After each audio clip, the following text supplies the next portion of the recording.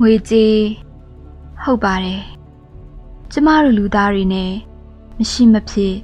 အမြဲတမ်းတည်ရှိနေတဲ့အရာ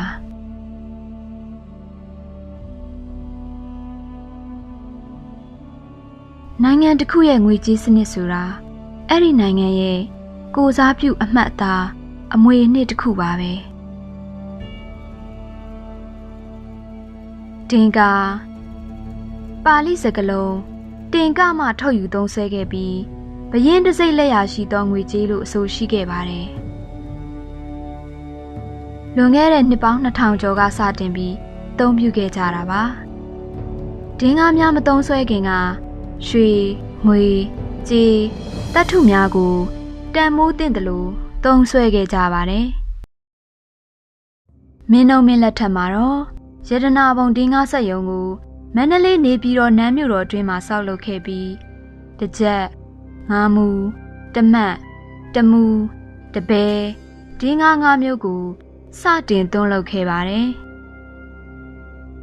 ရွှေငွေကြေးနီတန်ဖြူနဲ့ခဲရင်းငါးများထုတ်လုပ်ခဲ့ပြီးဒေါင်းတစိမ့်ကျပ်ငွေ3တင်းငါးများကိုမင်းနှုံးမင်းနှက်တက်ခဲ့တဲ့မြန်မာတက္ကရာ1214ခုနှစ်ကိုထဲသွင်းတစိမ့်ခန့်နှိတ်ခါသွင်းလုပ်ခဲ့ကြပါတယ်အထက်မြန်မာပြည်ကိုအင်္ဂလိပ်တို့သိမ်းပိုက်ပြီးနောက်ပိုင်းမှာတော့နိုင်ငံတော်ငွေကြေးလည်ပတ်မှုအတွင်းရတနာပုံတင်ကားနဲ့ဗြိတိရှအစိုးရတင်ကားဆိုပြီးနှစ်မျိုးရှိလာခဲ့ပါတယ်ကိုလိုနီခေတ်ကမြန်မာနိုင်ငံကိုအိန္ဒိယပြည်ရဲ့ပြည်နယ်တစ်ခုဖြစ်သတ်မှတ်အုပ်ချုပ်ခဲ့တာကြောင့်အဲ့ဒီအချိန်ကမြန်မာနိုင်ငံသုံးတင်ကားများဟာအိန္ဒိယနိုင်ငံသုံးတင်ကားများသာဖြစ်ခဲ့ပါတယ်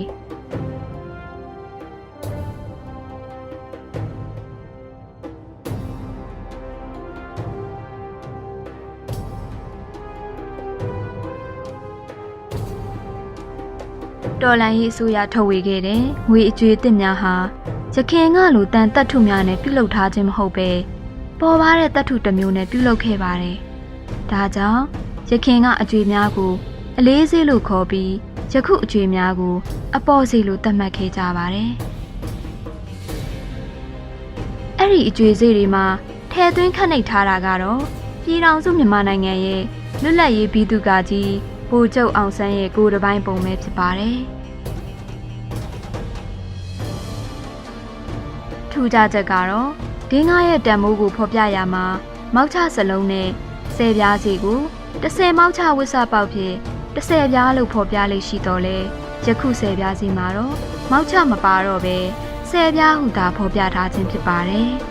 ။အဲဒီနောက်မှာတော့ပြည်ထောင်စုမြန်မာနိုင်ငံဘဏ်မှတကြက်တန်ငွေကြေးပုံစံတစ်ကို1986ခုနှစ်တွင်၎င်း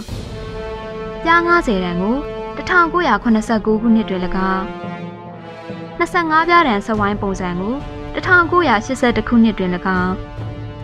10ပြားတန်ကို1983ခုနှစ်တွင်၎င်း25ပြားတန်6000ပုံစံကို1986ခုနှစ်တွင်၎င်း5ပြားတန်ကို1988ခုနှစ်တွင်၎င်းပြန်လည်ထုတ်ဝေခဲ့ကြပါတယ်။လွတ်လပ်ရေးမရမီကမြမငွေစက္ကူအဖြစ်ရူပီကိုအသုံးပြုခဲ့ကြပါတယ်။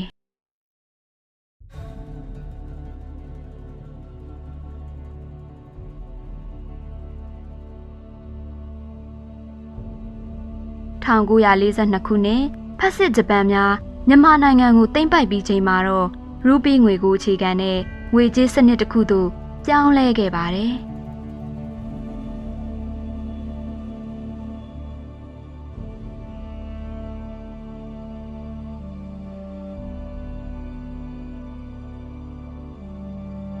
လွတ်လပ်ရေးရရှိပြီးသောအခါပြည်ထောင်စုသမ္မတနိုင်ငံဖြစ်လာခဲ့ပြီးငွေစက္ကူရဲ့ခေါင်းစည်းစာတမ်းကို Government of the Union of Burma လို့ပြောင်းလဲခဲ့ပါတယ်။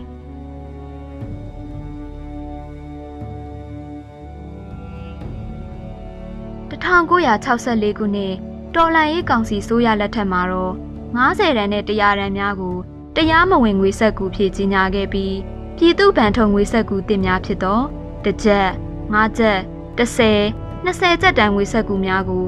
1965ခုနှစ်မှာစတင်ထုတ်ဝေခဲ့ပါတယ်။အဆိုပါငွေစက္ကူများကို ဗိုလ်ချုပ်အောင်ဆန်းရဲ့စစ်ဝတ်စုံရုပ်ပုံနဲ့ထုတ်ဝေခဲ့ပါတယ်။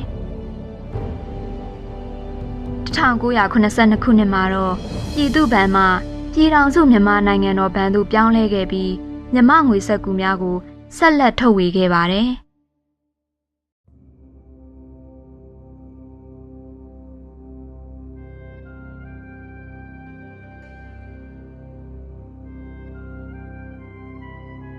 တစ်ကျပ်တန်နဲ့25ကျပ်တန်ငွေစက္ကူများကို1982ခုနှစ်တွင်၎င်း10ကျပ်တန်နဲ့5ကျပ်တန်ငွေစက္ကူများကို1983ခုနှစ်တွင်၎င်း45ကျပ်တန်နဲ့90တန်ငွေစက္ကူများကို1988ခုနှစ်တွင်၎င်းဝါစီစက်ရုံမှဆက်လက်ထုတ်ဝေခဲ့ပါတယ်။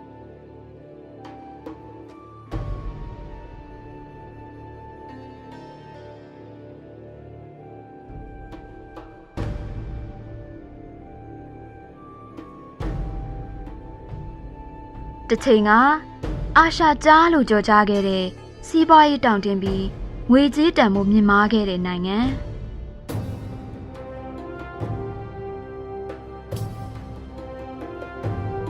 လက်ဖက်ရည်တစ်ခွက်25ပြားစံတပြီပြား90အနှိမ်ဆုံးနေစားလာကတရက်65ချက်အများဆုံးက10ပြားစားသုံးစီတပိတ်တာ3ချက်ခွဲဆိုတဲ့ခေတ်တွေကိုဖျက်ဆီးခဲ့တဲ့နိုင်ငံ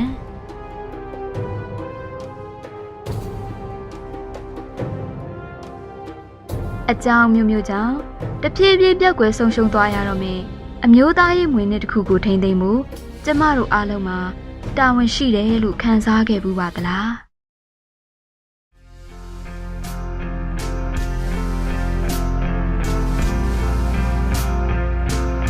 နိုင်ငံတကာအွန်လိုင်း shopping တွေမှာ